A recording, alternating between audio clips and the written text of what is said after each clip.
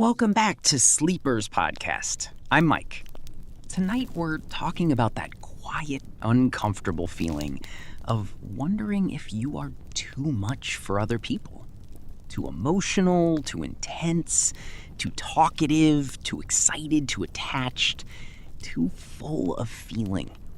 And with me tonight is my friend Nina, who I trust with a topic like this because she can be honest without making it feel heavy. Nina, welcome. Thank you. That was a very generous introduction. I'm already worried I'm going to be too much about being too much. That feels appropriate. It does. Very on theme.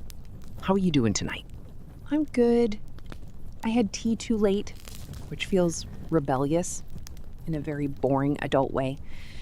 So I'm alert, but emotionally available. Perfect. That is exactly the range we need. How are you? I'm good. A little quieter than usual, maybe. This topic has that effect. It makes you remember all the times you tried to become easier to have around. That sentence already did something rude to me. Sorry. No, keep going. See, we're practicing. That might be the whole episode, actually. The relief of someone saying, no, keep going. Truly. That little sentence can save an entire person.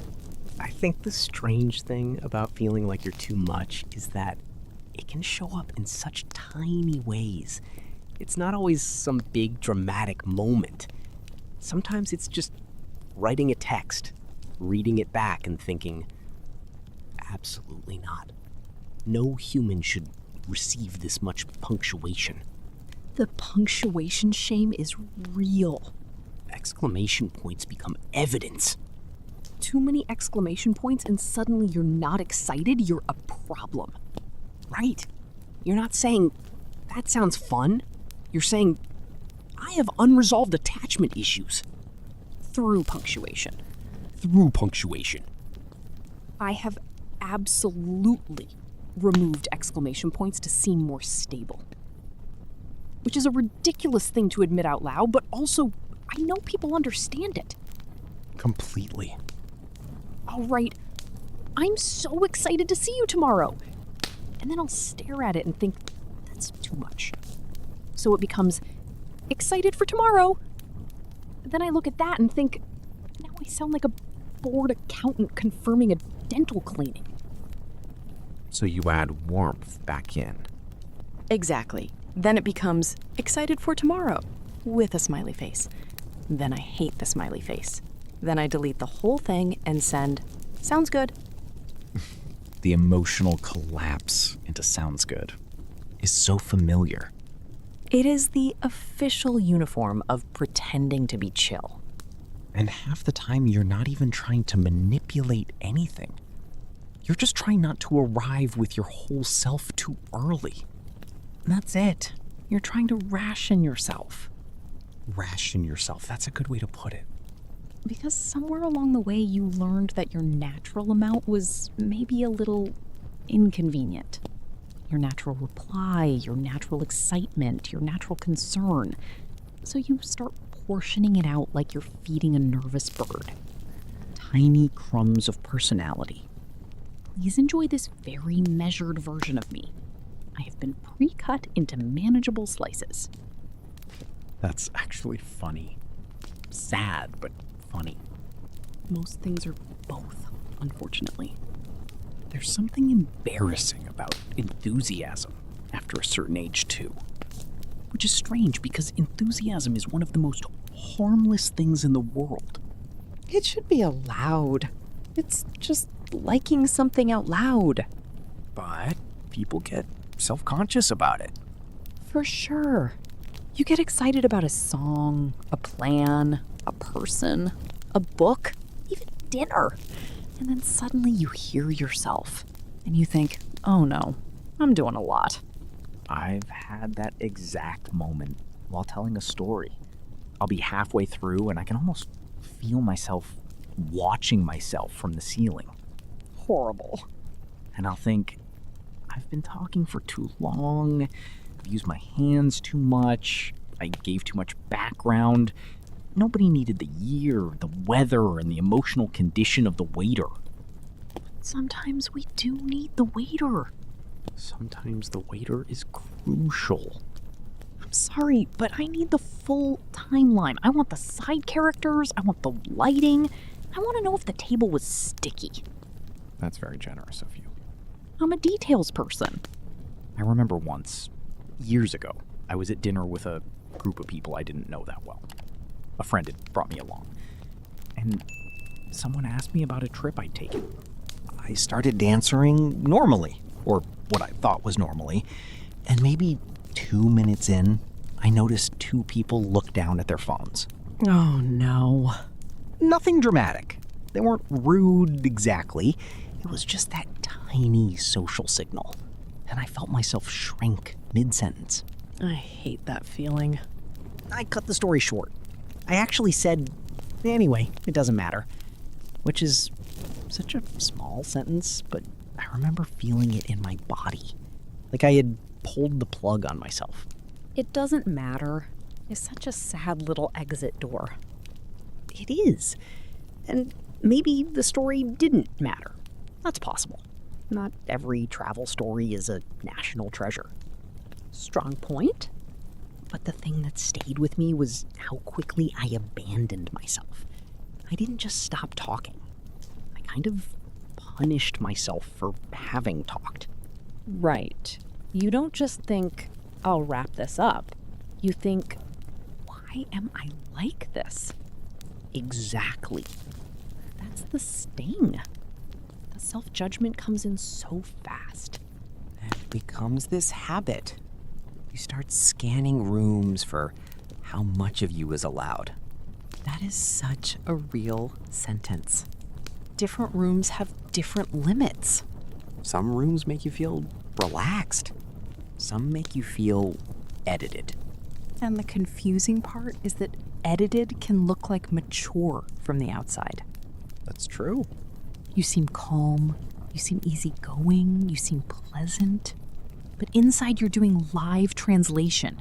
You're taking what you actually mean and converting it into something smaller before anyone can dislike it. Like emotional subtitles. Very bad subtitles. Missing half the meaning.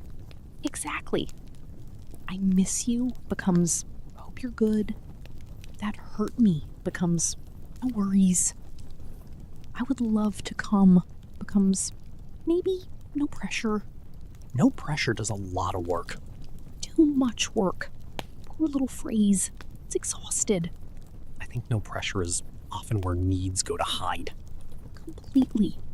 And I say it constantly. I'll ask someone something very normal, like, do you want to get coffee this week? Then immediately add, no pressure at all. As if I've asked them to donate a kidney. Right.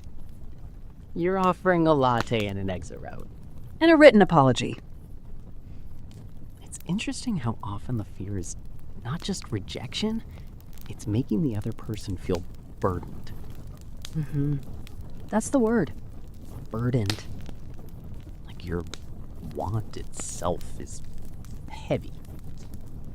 Or your feeling, or your hope, or your follow-up question. Anything that says, I am affected by this, can feel humiliating. If you've been around people who act like being affected is embarrassing. That's a big one. Caring can feel humiliating when it isn't received warmly. It can feel like you walked into a room wearing a costume and nobody told you it wasn't a costume party. Oh man. You're standing there with all your sincerity and everyone else is in casual clothes. That image hurts. It has happened to me so many times. Not literally. I mean, emotionally.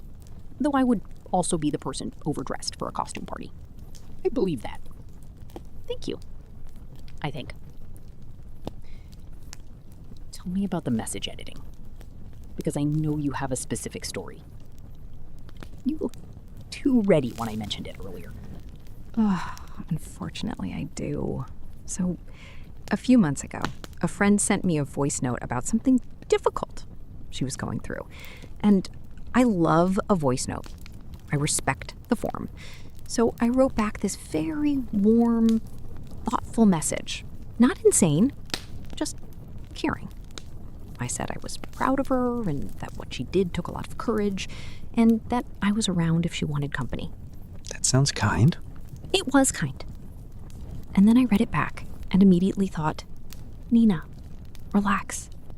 Why are you delivering a small wedding toast? No. So I started cutting. I'm proud of you became, you handled that well. Then that took courage, became not easy. Then I'm around if you want company became here if needed. Which, first of all, who am I? Customer support chatbot. Here if needed is very office kitchenette. Exactly. Just emotionally available beside the printer. Did you send that version? I did. And she replied, thank you. But are you okay? This sounds weirdly formal. It was so embarrassing. I had edited myself into a human receipt. A human receipt. Truly. Support acknowledged, warmth reduced for processing. That's actually funny. It was funny after. In the moment, I wanted to throw my phone into soup. Into soup, specifically? Soup felt right. Soft landing, but still ruined. Fair. The worst part was that the original message would have been fine. Maybe even better. She needed warmth. I just got scared that my warmth was too much. That's the part. Sometimes the thing we remove is the thing the other person would have been glad to receive. Completely. But you can't know that if you're used to people flinching at your full sentence. Your full sentence. I think about that a lot. How nice it feels when someone lets you finish the whole sentence. Not just grammatically, but emotionally. You don't have to trim it while it's leaving your mouth. There's such relief in that. There is. Someone who doesn't panic when you explain why something mattered to you. Or when you ask, are we okay? Oh, that one. That question can feel so vulnerable. It feels awful. Even when it's reasonable. You send it and then you want to move countries. You instantly become aware of your need for reassurance. And then you're embarrassed for needing it. Which is strange, because reassurance is not some rare luxury item. People need it. They do. But if you've been treated like reassurance is a chore, you start asking for it like you're requesting a very annoying favor. Sorry, could you maybe confirm you don't secretly hate me? No pressure. Whenever convenient. By end of day. Best, Nina. That's bad. It's too accurate. I had a smaller version of this recently. I was making plans with someone, and they had been slow to respond. Not in a terrible way, just vague. So I wrote, all good if this week is too busy, just let me know. Which was fine. Normal. Then I almost added, I just don't want to keep bothering you. Oh. And I stopped because I thought, wait, I'm not bothering them. I'm trying to make a plan that we both discussed. Right. You were participating in the plan. Exactly. But my instinct was to apologize for the follow-through. Like, having a memory was aggressive. That is so real. Sorry for remembering we agreed to this. Sorry for existing in linear time. Adult texting is a nightmare. It really is. And then people say, just be chill, which can be good advice in some situations. Not everything needs a 6-part emotional committee meeting. True. But sometimes be chill means pretend not to have needs so nobody has to respond to them. That distinction matters. It does. Because self-awareness is good. It's good to know when you're flooding someone, or when you're asking one person to hold everything, or when your anxiety is driving the car. Right. There is a difference between being honest and pouring every feeling onto whoever happens to be nearby. Exactly. I don't want to romanticize having no filter. Some filters are polite, some are kind. Some keep you from sending a paragraph at 1:13 in the morning that should absolutely be a journal entry. Strong distinction. But self-awareness becomes self-erasure when every feeling gets deleted just because it takes up space. That's a helpful way to say it. You can hold your own feelings without pretending they don't exist. You can say, "This matters to me," without making it someone else's emergency.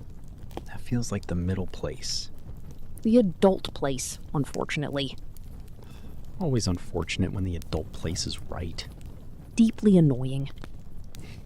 I think a lot of people learn to shrink socially before they even have words for it. A parent sighs when you're excited. A friend calls you dramatic. Someone says you're sensitive in that tone. The tone does all the damage. It does.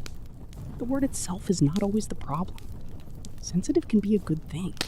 It can. But when someone says it like they found a hair in your food, it changes you. That is painfully accurate. I got called intense a lot when I was younger. Sometimes I probably was. I had big feelings and very little strategy. That's most young people. Exactly. But it wasn't always said with affection.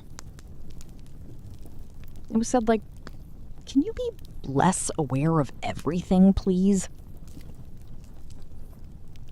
And I tried. I really did. I tried to become mysterious for about 6 months in my 20s. How did that go? Terribly. I have no mystery. I'm a person who explains why I chose the soup. The soup returns. Soup is important tonight. Apparently. But I remember thinking, maybe if I care less, I'll be easier to like. If I reply slower. If I don't ask follow-up questions. If I don't say when something hurts. If I laugh things off. Did it work? Maybe more convenient. I don't know if it made me more loved. It's a quiet sentence. It's true, though. Convenience can look like connection from far away. Because there's less conflict. Less conflict, less need, less truth. Everything stays smooth because you keep sanding yourself down. And people may reward that. They may say you're easy. Which sounds nice until you realize easy means they never have to learn you. That's the part that got me eventually. I had a friendship where I slowly became the version of myself who never needed anything. I was funny, helpful, available, very understanding. I could be disappointed, but only privately. I could be hurt, but only after I got home. That sounds lonely. It was. And it wasn't some villain friendship. That's what made it confusing. She wasn't a terrible person. We laughed a lot, we had history.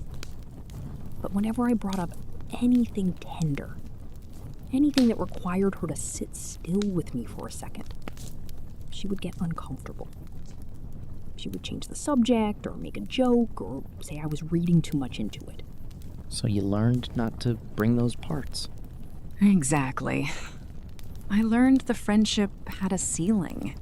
Fun was allowed, loyalty was allowed, my usefulness was definitely allowed. But my sadness was too much. My need for clarity was too much. My asking, did I do something wrong, was too much. That's hard. When the same person can be good in some ways and still not have room for you in others? That's what took me a long time to understand. I kept thinking, if I say it better, softer, shorter, at the right time, maybe she'll receive it?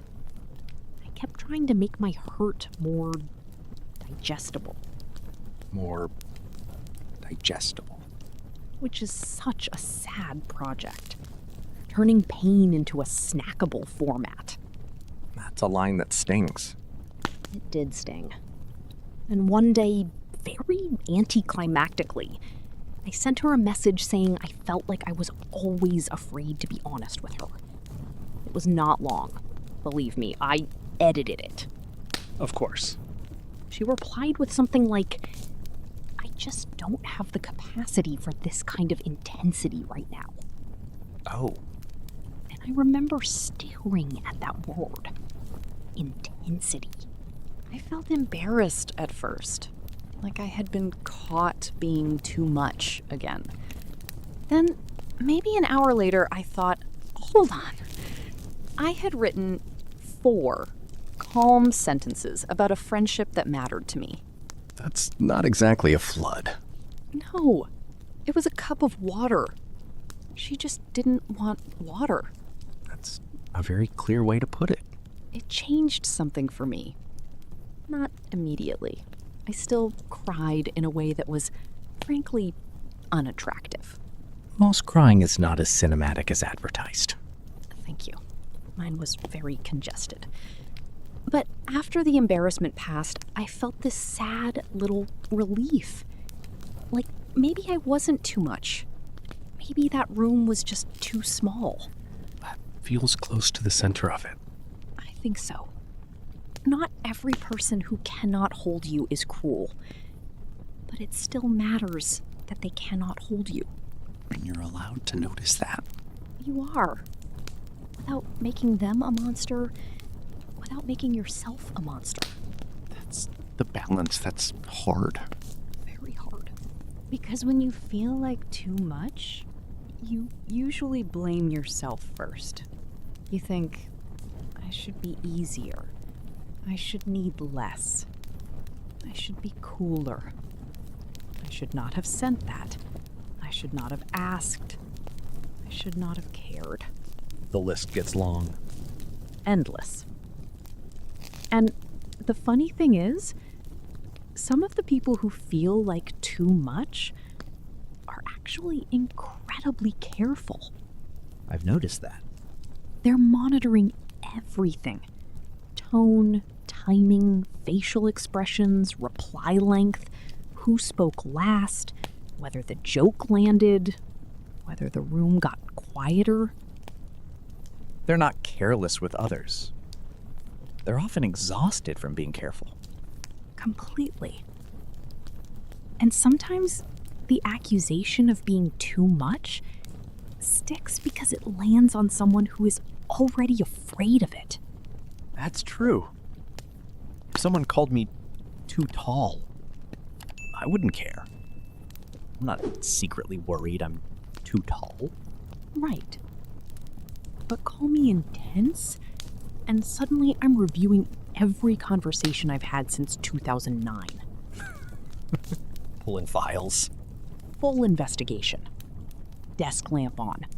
Red string on the wall. Exhibit A. The brunch where I laughed too loudly. Exhibit B. The birthday text with 3 exclamation points. Exhibit C. Explaining the soup. The soup was justified. I believe you.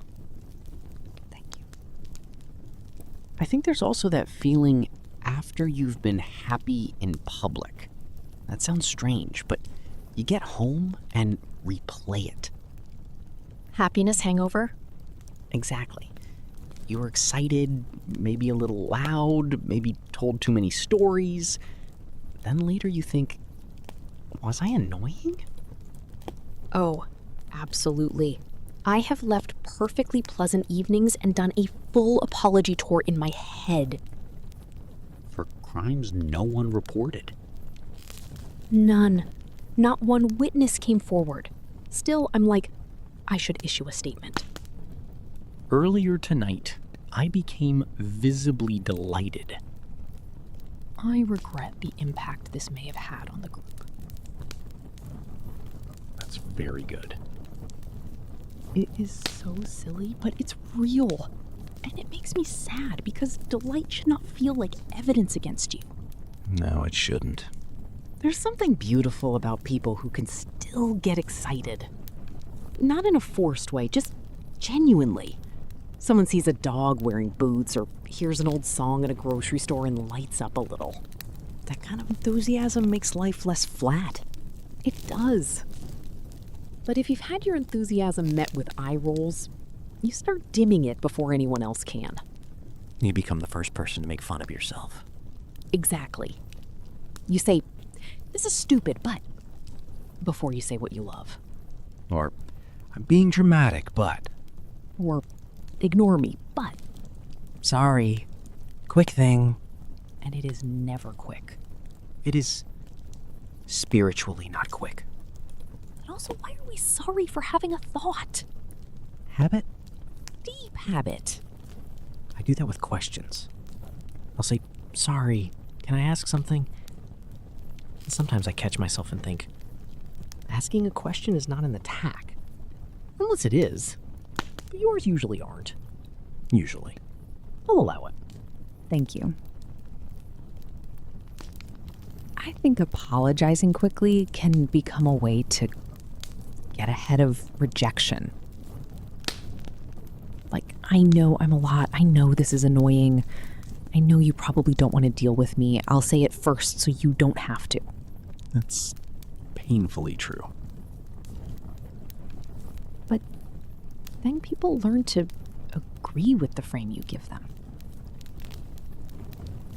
Meaning? If you keep presenting yourself as an inconvenience, some people will treat you like one. Not everyone, but some. They'll accept the discount you keep offering on your own presence. That's a good way to say it. I hate that it's a good way to say it. Me too. And to be clear, I still do it. I'll say, sorry, this is probably annoying. And then a friend of mine will go, you have got to stop introducing your feelings like a spam email. That's a good friend. She is. Very direct. Slightly terrifying. Deeply useful. It helps to have people who interrupt the shrinking. It really does. People who say, wait, why are you apologizing? Or, no, finish the story. Or, you're allowed to care about that. Those people can feel almost confusing at first. Completely. The first time someone receives you normally, you almost don't trust it. Because you're waiting for the cost. Exactly. You're waiting for them to pull away later, or make a joke about it, or store it as proof that you're difficult. And then they don't. Then they don't. And your whole body is like suspicious. Very suspicious. But over time, that can teach you something. Not in a grand, inspirational way, just slowly.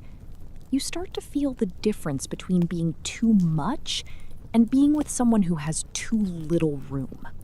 That distinction doesn't mean everyone has to receive everything from us. Right. That's important. Because sometimes people really don't have capacity. Or sometimes we do need to spread our needs across more than one person. Or take a breath before sending the third message. Absolutely. I am pro-breath. Brave stance. Thank you. I worked hard on it. But the answer isn't to become smaller. No. Maybe it's to become more honest and better placed. Better placed. Putting your full self near people who have room for it. Not unlimited room, because nobody has unlimited room, but enough. Enough room to hear a long sentence. Enough room to say, I get why that hurt. Enough room to laugh when you laugh loudly instead of making you feel like you broke a rule. That's what people are looking for, I think. Not constant reassurance, not endless attention. Just enough room. And some warmth. Warmth helps. It does. I think of it like this. There are people around whom I become very efficient. Short sentences, low needs, small reactions. I leave feeling socially successful and emotionally hungry. That's a strong phrase. Then there are people around whom I become normal. Not huge, not overwhelming, just normal. I can tell a story and lose the point for a second. I can care. I can ask. I can be quiet too. The full range is allowed. It's not that you're performing more with them. You're performing less. Exactly. That's the relief. I like that this conversation doesn't have to end with be as much as possible at all times. Please now. That would be exhausting. Also rude in restaurants. Very true. It's more like maybe notice where you feel the need to disappear. Notice who makes you delete every soft part of the message. Notice when you're calling yourself too much because someone else had a very narrow doorway. And maybe notice the people who don't make you translate yourself. Those people are gold. The ones who can handle the first draft. Oh, I love those people. First draft people. They don't need you polished down to a smooth pebble. They can survive a paragraph. They can survive a paragraph. Beautiful. Put it on a mug. Sleepers Podcast merchandise. Can survive a paragraph. I would buy that. I would too, honestly. But that really is love sometimes. Or friendship. Someone who doesn't make you feel ashamed for having more than one sentence inside you. Someone who trusts you enough to say when they need a pause without making your whole personality the problem. Yes, that matters too. A good person can say, I care, but I'm tired tonight. Can we talk tomorrow? That feels completely different from you're too much. Because one has a boundary and the other gives you an identity. Exactly. Boundaries are workable. Shame is sticky. Shame follows you into the next room And the next relationship, and the next text box. especially the text box. Always the text box. The blinking cursor knows too much. It really does. But maybe the next time someone is writing a message and deleting all the warmth out of it, they can pause for a second. Not necessarily send the wild version. No, please don't always send the wild version. Case by case. Case by case. But maybe don't automatically assume the warm version is wrong. Maybe don't treat tenderness like a typo. That's a lovely line. Thank you. I will now feel embarrassed that I said it. No, keep going. Very funny. Had to. You did. I think that is a good place to land. Not with a big fix, just with that small possibility that maybe you are not too much. Maybe you learn to shrink yourself around people who made you feel inconvenient. And maybe, slowly, you can learn where your full sentence is safe. That feels true. Nina, thank you for being here tonight. And thank you for the soup motif, which became more important than anyone expected. I stand by all soup references. As you should. And to everyone listening, thank you for spending this time with us. wherever you are, whatever kind of day you've had, I hope you can be a little gentler with the parts of yourself you keep trying to edit out. This was episode 13 of Sleepers Podcast. We'll be back next time. For now, get some rest. Take you time. And good night.